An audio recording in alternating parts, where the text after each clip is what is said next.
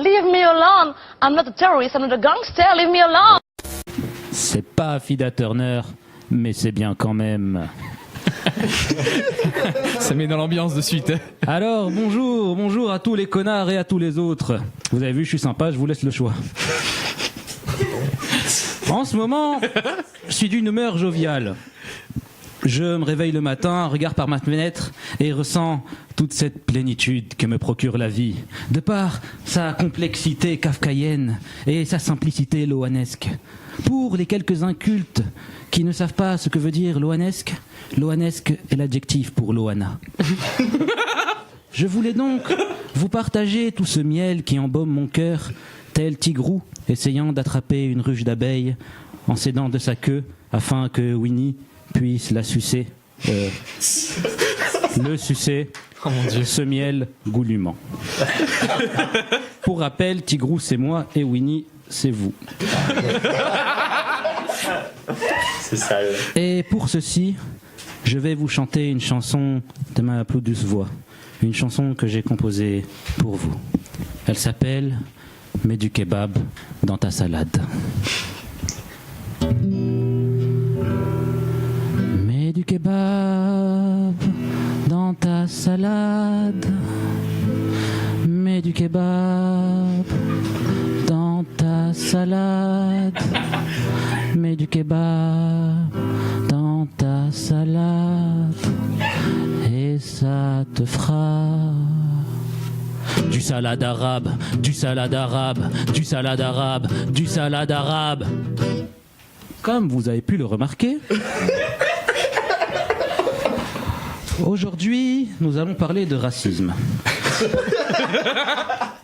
Au vu d'une actualité peu rassurante suite à ce qui se passe aux États-Unis entre les white supremacy et les autres, du message de Donald Trump disant que les deux partis étaient coupables suite à la mort d'un antifasciste. Et au vu de la façon dont beaucoup tombent dans l'antifascisme primaire et d'ailleurs très ringard, je voudrais prendre le contre-pied de tout ça. Aujourd'hui, chers amis, je vais essayer de vous aider à ne pas tomber dans antifascisme primaire. Car, dans un monde où les idées changent de sens comme de tourniquet, ce qui pourrait être une blague s'avère être aujourd'hui une nécessité. Et pour ce, je vais m'inspirer des plus grands. Beaucoup connaissent le fameux réquisitoire contre Le Pen de Pierre Desproges. Peut-on rire de tout ? Oui, mais pas avec n'importe qui. Mais peu connaissent, lors de la même émission, le fameux sketch de Louise Régaud, la journée d'un fasciste. Alors, pour lui rendre hommage et honneur, aujourd'hui, je vais vous raconter la journée d'un antifasciste.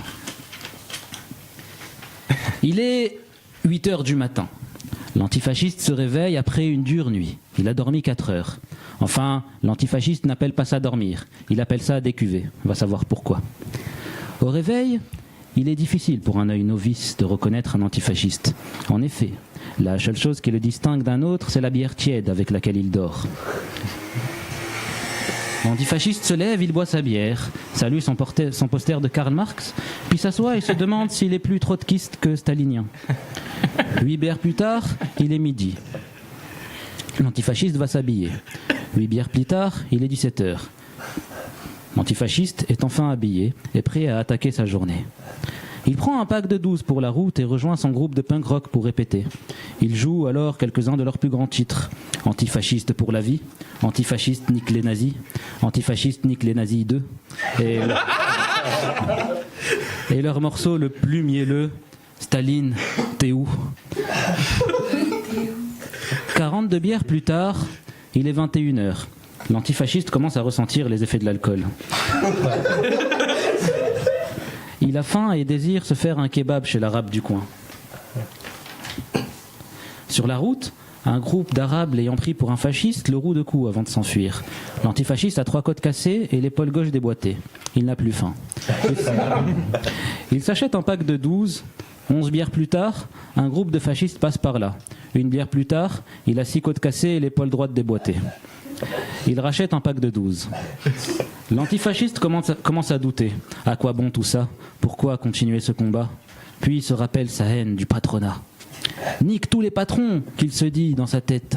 Alors, dans un acte de révolte extrême, l'antifasciste se lève en trombe, lance un énorme cri « Prolétaires !» Voyant on voyait toute la hargne dans son regard. Il décide alors de taguer sur un mur. Et oui, l'antifasciste se bat comme il peut. Il décide d'écrire « Il faut tuer tous les patrons » sur le mur de la première banque qui va le croiser. Après avoir écrit « Tuer ER », il se corrige pour écrire « Tuer E accenté », accent grave. Mais le doute subsiste, et dans un dernier élan de bataille, il décide d'écrire « Tuer E accent grave R ».